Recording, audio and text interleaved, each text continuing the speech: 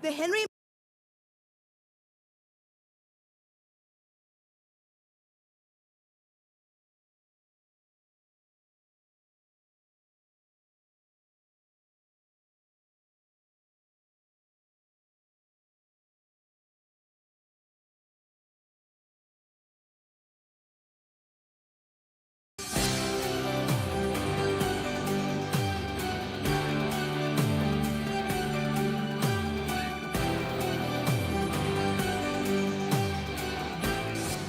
McNeil-Turner Voting Rights Act, also known as the Georgia Voting Rights Act, will secure protections for Georgia voters no matter how Congress or the federal government attempts to tear apart democracy.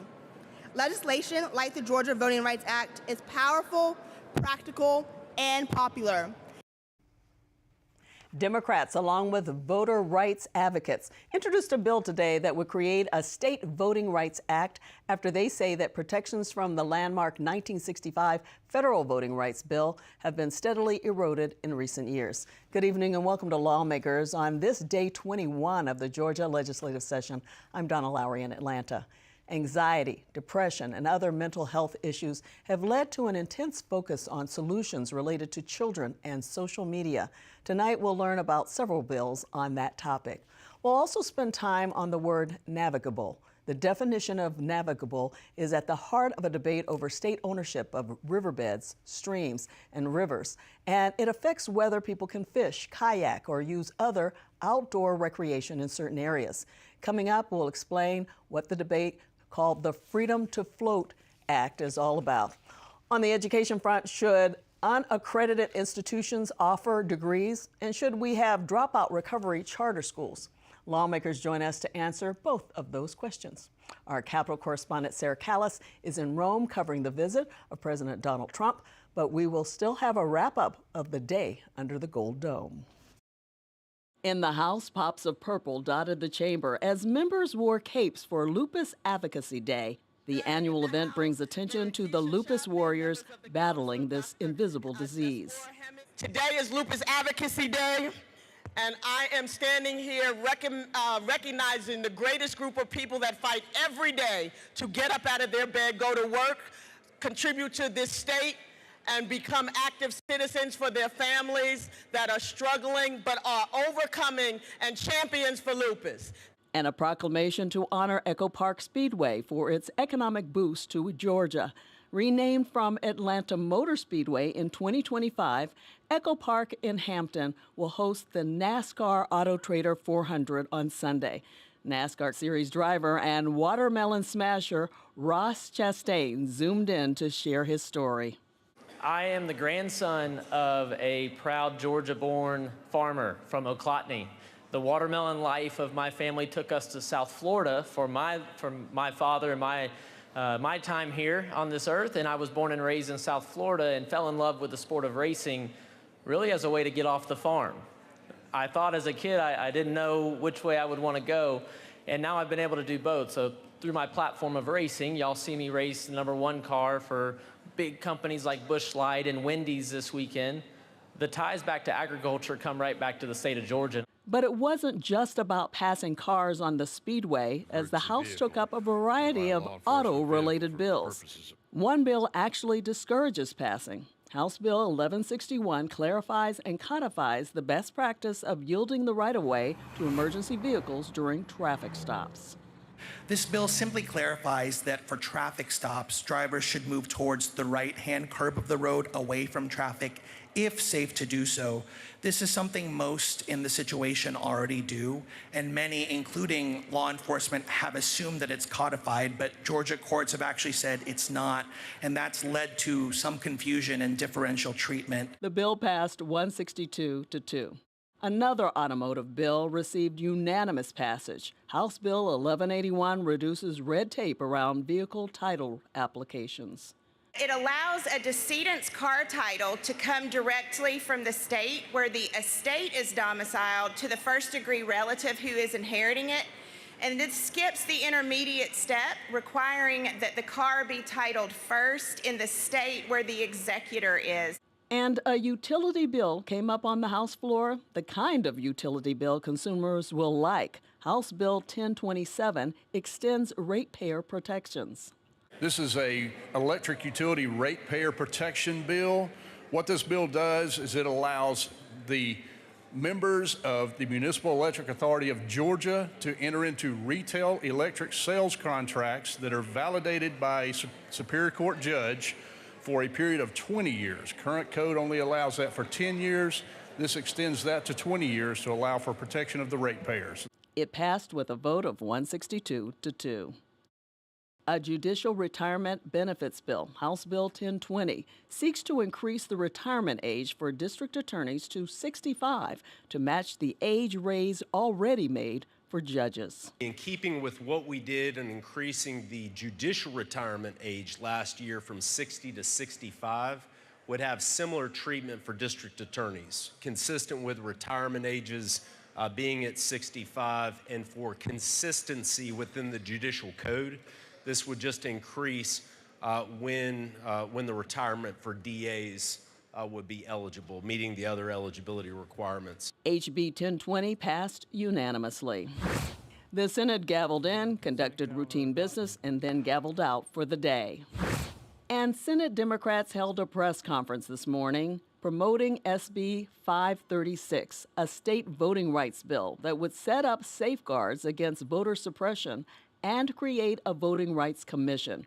Protections, they say, are needed after recent Supreme Court rulings that have eroded the Federal Voting Rights Act of 1965.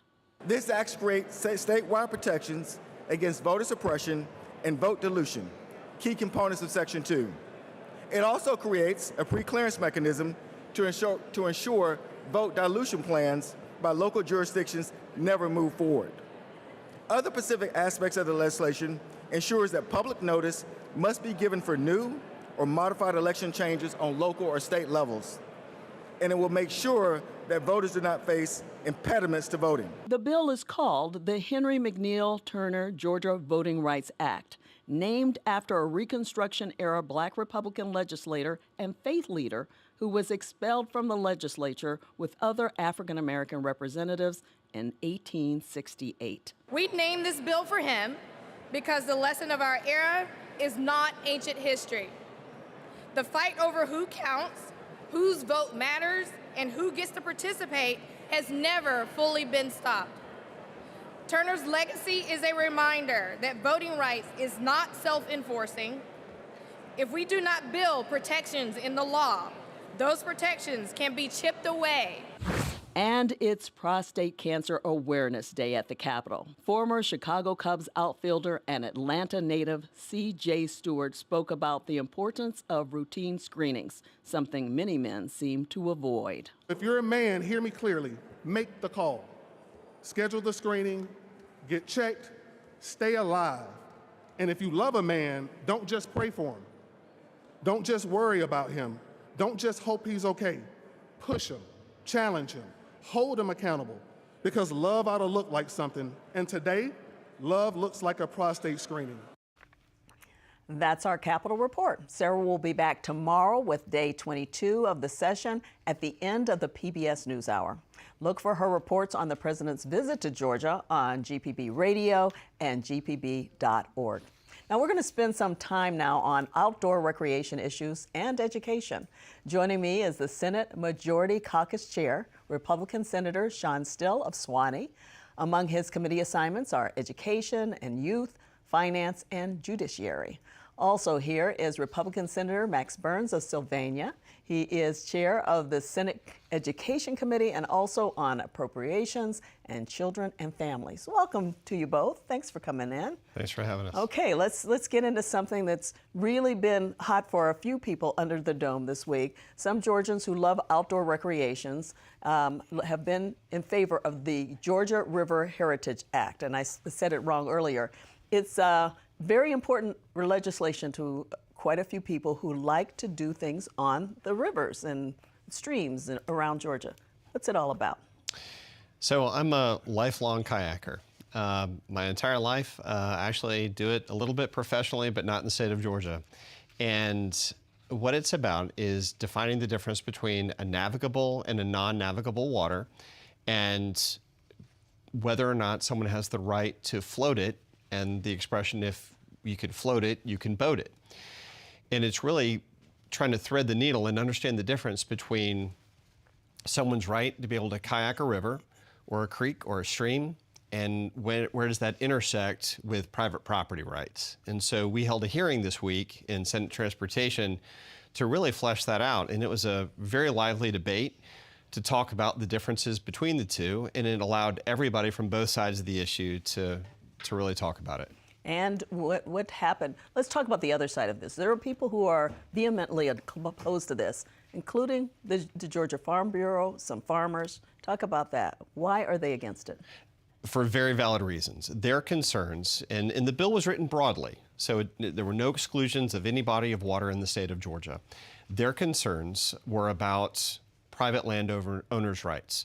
If someone owns a piece of property and there is a river flowing through it, and they own both sides of the bank, does someone have the right to float through it? If it's just part of normal passage, if it has an access point upstream and downstream, does someone own the river that's flowing through their property? Do they own to the center of that river? Do they own both sides of that river? And this goes back to the origin of our state, going back to the 1800s, when rivers were really just used for commerce, where you're floating goods and products up and downstream to be able to move it more efficiently, and really trying to drill down to that. So when you think about the Chattahoochee River that flows through downtown Atlanta, that's considered a non-navigable river. The Savannah River, on the other hand, is navigable because of the depth and the width and the way that it moves. So we have different categories of rivers and streams. We have coastal, we have inland, and then within that, all the different sizes and shapes beyond. And there's everything in Georgia, so this is really difficult. What is I know today there was a hearing about it. What happened? We heard, again, lively debate. People on both sides of the issue feeling very strongly about it. In my job, as someone who understands both sides of the issue, wanted to be able to really host and bring all that together.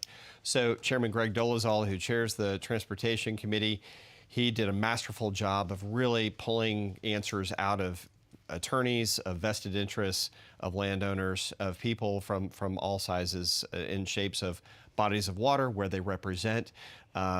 Even one of my dearest friends in the legislature, a state senator, who might be on the show in a little bit, talked about how it directly affects his district, where a river that has the most champion rainbow trout, I would argue, in the country, flows through his district. And we want to make sure that the people that have invested and put so much money and effort into those champion trout can protect that while still preserving the right of somebody to be able to kayak in maybe not that river, but something similar to it. And then where do we draw those lines? Okay. So it was great to be able to start it. Okay, well, we'll keep up with it. I promise you that. And I know that Senator Bo Hatchett is here. We're going to talk about some other things. You may want to get that in, though. But thank you so much. I had a lot of people telling me you should come on the show to talk about this, so thanks for doing that. Thanks for the opportunity. Chairman Burns, I haven't ignored you. I just want you to know you want to prevent unaccredited institutions from offering degrees. So what's behind that legislation? Well, I think people need to understand that there are three types of schools in Georgia. I chair higher education in the Senate. There's the university system, there's the technical college system, and certainly we have our privates, but there's also a group of schools that are called non-public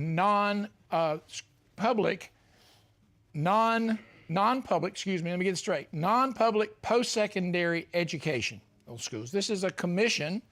We have a commission that deals with non-public post-secondary education. There are over 350 schools that fit this category. There are over 81,000 students in Georgia that utilize these services. And the total tuition in an annual basis is about $850 million. So these are schools that are not accredited, but they are authorized to operate in Georgia. And there are over 350. What we're seeking to do is to make sure that students in Georgia are protected, that if they enroll in these schools and they provide a very valuable service, if they enroll in these schools, these are good actors. These are people who can deliver quality education to our students and who can be assured that their tuition will be able to deliver them credits. These are going to be course credits, diplomas, or certificates, but not associate or bachelor's degrees. All right, so that so all the work that they've done means something. Absolutely, and that's the key. So if I choose to participate and utilize this tool to further my education, I can be confident that that is a school that is authorized to operate in Georgia, that they offer quality programs for Georgians, and that those students can be assured that they will be able to have those courses delivered in a timely and effective way. Is that in committee yet? It is actually out of committee. Okay. It's out of the Senate. We passed it out of the Senate. It is now in the House. We had a House hearing on it this week. We expect a House action on it probably after crossover, after March 6th, and then we'll proceed with our friends in the House taking up this legislation. But I expect it to pass, and I look forward to the governor's agreement. Okay. Well, thanks for telling us about that. It is an issue I know a lot of people care about. So, Chairman Still, while we still have you, you want to see charter schools help students who drop out or age out on well, they drop out of school, but you want charter schools to be able to help them. We're trying to find another tool for kids to be able to get a diploma that have had to leave school for a variety of reasons. Maybe they were being bullied. Maybe they have to take care of an ailing parent. Maybe they have to work a full-time job. Maybe they're a teen mom and they want to be able to still graduate from a traditional school or a charter school. This allows for a dropout recovery school. So we amended the Charter Schools Act of 1998. And then this just creates the framework for no additional cost to the state to allow charter schools to be able to form and work with their local school board and the Charter School Commission to be able to create specific schools focused on dropout recovery. And you said there's a pilot of sorts? We do. We have a pilot in South Fulton, and it's working wonderfully, and we want to be able to expand that around the state. How many students do you think this might affect? We don't know. The problem is we have kids dropping out of school for so many other reasons, chronic absenteeism, illness, bullying, and the list goes on and on. So if we can give kids another option to help them get across the finish line, hopefully be able to go to one of the institutions that Senator Burns mentioned, that would be a wonderful way to be able to tie this up. All right, then. Anything else on higher education on your radar right now? We're working on a number of issues. I think probably the biggest challenge that we face in higher education is ensuring that Georgia students have quality options, either within a public or a private environment. I met today with some of our good partners at Emory University, and that's an excellent school. By the way, that's an accredited institution, as are a number of quality privates. But at the end of the day, we want to make an educated Georgia, and a Georgia that fits our workforce needs. Okay. Well, we'll keep up with that and your bills too. So thank you so much for both of you coming on the show. Thank you. Appreciate that. Well, coming up, research shows social media adversely impacts a young person's mental health. Two senators join us to talk about their legislation looking for help for children and adolescents. Stay with us. This is Lawmakers. Georgia Farm Bureau, a grassroots organization dedicated to preserving Georgia agriculture. Farm Bureau advocates for all Georgia farmers at the state capitol during the session and year-round. Georgia Farm Bureau, the voice of Georgia farmers. Explore the stories that move you. Welcome to the incredible world of GPB Passport. From inspiring science to endearing dramas, Passport is your access to an incredible catalog of PBS programming, and new titles are being added all the time. Take a look at what's new. What is it you want? Would you indulge me? Quite something, isn't it, sister? Scandalous, isn't it? Have I got a story for you?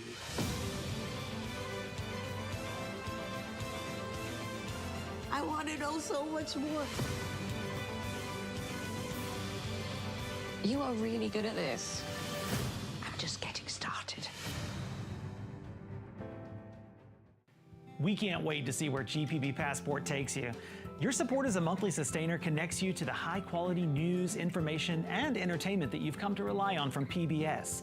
And for GPB, your sustaining support is the most reliable source of funding for the programs and essential services that you rely on right here at home.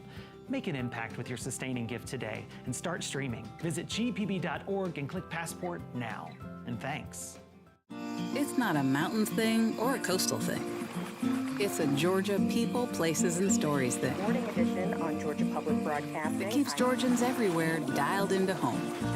Tune in to GPB. It's a Georgia thing.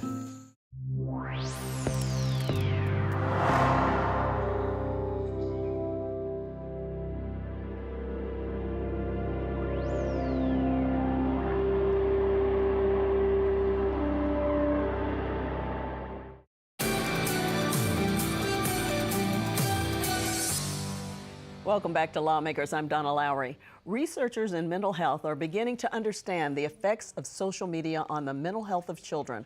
The U.S. Department of Health and Human Services quotes research that says children and adolescents who spend more than 3 hours a day on social media face double the risk of mental health problems, including experiencing symptoms of depression and anxiety. The agency quotes another survey showing that teenagers spend an average of 3.5 hours a day on social media. And when asked about the impact of social media on things like their body image, 46% of adolescents 13 to 17 years old say social media makes them feel worse. So we're going to spend some time on legislation to help address these issues. Joining me is Republican Senator Bo Hatchett of Cornelia. He is the governor's floor leader. He's vice chair of both the Children and Families Committees and Reapportionment and Redistricting Committees, and he's ex officio member of the Education and Youth Committee. There's a lot there. Also here is Democratic Senator Nikki Merritt of Grayson. She is the chair of the Georgia Legislative Black Caucus. A few of her committees include government oversight, health and human services, insurance, and labor. Welcome to Lawmakers. Thank you both for being here. This is such an important topic. It really is. I'm going to start with you, Leader Hatchett. I gave some statistics. Let's start with both of you talking a little bit about why you're interested in this issue. I think it's glaring right now with mental health issues across our state and our young people that social media is the culprit. And it's not necessarily just the content. What we're finding out now through research is that it's actually the design of the app itself. It's, you know, it's engineered addiction. These apps are designed really for one thing, which is to increase the time you're on the app by, you know, figuring out exactly what you like and feeding that to you. It's infinite scroll, it's autoplay, and I think for an adult, that's somewhat of a business decision, but for a child, there's no place for that. And so when we originally set out with Senate Bill 343, we wanted to ban social media completely for kids under the age of 14. Well, courts all over the country have already said that that's protected speech grounds that we can't really tread on. So what we're trying to do is hold social media companies accountable by saying if you know that your end user is a child, you're not allowed to use these addictive algorithms. You're not allowed to use the same type of addictive tools that you use on adults, on children. And, you know, as you said earlier, we're seeing increased rates in depression, sleep deprivation, self-harm, suicide, constant social comparison, which is driven by social media. And it's just, kids need to get outside, they need to get off their phones. This is a generation of guinea pigs, and it's not going well for them. This is the generation that grew up with it, and so they don't know anything else. Right. Your thoughts on what's going on? That's exactly it. I've been concerned about kids have moved to this phone-based childhood now. They're not going outside to play anymore. And my bill talks about, you know, it's for minors, those that are under 14. And that is a crucial age of development, brain development, creativity. Spending time on social media, as we've already said, is having impacts on their mental health, their self-image, their confidence, their creativity, everything that makes them a child. And I think it is very dangerous. We know these companies have built these algorithms to keep them on longer.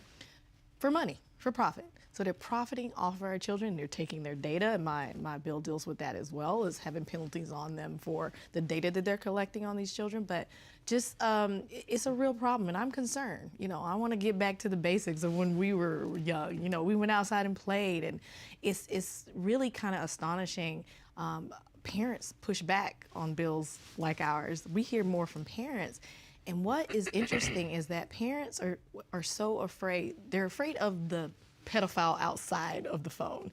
And we're like, no, the pedophile is probably in your child's phone in the bedroom. So they're so worried about the dangers from the outside when kids can be on their phone any time of night. You know, they could be in their bedroom, exposed to whomever. We don't know who these end users are sometimes. So someone that's 14 and under, I think their attention should be somewhere else. It should be on school. It should be on play and not in an adult environment. I want to get deeper into each one of your bills. Now, how exactly are you going after the companies in your bill, or how are you checking to see to keep them from doing the things they're doing with some of the social media? So, and I'm glad you asked that. This is not a bill that we're going after the companies. What we're doing is we're saying, if you know a child is the end user, you're not allowed to use the same addictive design that you use on adults. Well, how did they figure that out? That's the biggest debate under the Gold Dome right now, because there's two ideas. Number one is age verification at the App Store, and number two is age verification verified by the social media platforms, essentially. And of course, the social media companies want the App Store to be in control of that and have that responsibility. The Apples and Googles of the App Store want to make sure the social media companies are in charge. And so there's two different ideas. In my opinion, it should be both. Verify the age of the App Store, verify the age on the platform as well. I don't think we can put enough guardrails around what's happening to our kids right now. Extra protections, you say. In your bill, how does it go after? It's a little bit different. I'm going after the social media companies. I am holding them accountable, and that's what SB 165 does. And what it does, it places significant penalties on them, which will help with our enforcement. But I absolutely think they should be held accountable. They're collecting data, private information. They're exploiting our children. And we should go after them and make them pay the penalties, because they have the technology. You were asking how. Trust me, they have the technology to know who is on that platform. And what this bill does, it says, hey, if you have not gotten their parental permission, if you know someone under 14 and you have not built some design to check that, we're holding you responsible. Yeah, I'm curious about the fact that you say parents are fighting against this. Are you hearing that too, that parents and adults are against this? Absolutely. It's probably one of the most common things that I talk to about constituents, moms, dads. I think one of the biggest issues that a lot of people are not talking about is when kids get on social media and they get hooked because of the dopamine receptors and the engagement. Well, at that age, you can't make an autonomous decision whether or not you want to expose yourself to that. Well, when you reach the age where you can make that decision, it's already too late. You are addicted. And I think, to be honest, a lot of adults are addicted to social media. I think a lot more people are than would admit it. And we've got to keep kids off of this and away from, I'll say it again, it's called engineered addiction. And they catch you when you're young, and they'll keep you for the rest of your life. Yeah, you totally agree with that. Yeah, absolutely. Again, we should be holding these companies accountable for what they're doing. I think social media, to me, is an adult space. I think being exposed to kind of adult matter, just being exposed to everything that's addictive. Now kids are gauging their self-worth by if they're getting a like. I mean, it's just an environment that's just not healthy. And parents, to be honest with you, what is happening is some parents really get it and are for it. So, and then we get the significant pushback from those that say things like, don't tell me what to do, don't tell me how to raise my child. I think that's kind of the pushback. But to be honest with you, silently, and I was on the Burt Show, and he had me on. We do have parents that fully agree. They say, I absolutely agree with you. I don't want my child on there, and I think we do need some more restrictions. So it's going to take kind of a groundswell of interest in all of this for this to really work. I mean, you can put the legislation out there, but don't you need that support too? Absolutely. And I think there's several different angles that we're coming at it, but I don't think you can come at it in enough ways. And, you know, at the end of the day, this is not a partisan issue. This is a this is an issue where you know, me and Senator Merritt see eye to eye on this for sure. Not on all things, but this. I thank you so much, both of you, for being here. I appreciate that. Thank you. We'll keep up with those bills. That does it for Lawmakers today. Sarah will have her Capitol report tomorrow after the PBS NewsHour, and Monday is a committee conference day at the Capitol, so we'll be back on Tuesday when they gavel in. Have a good night.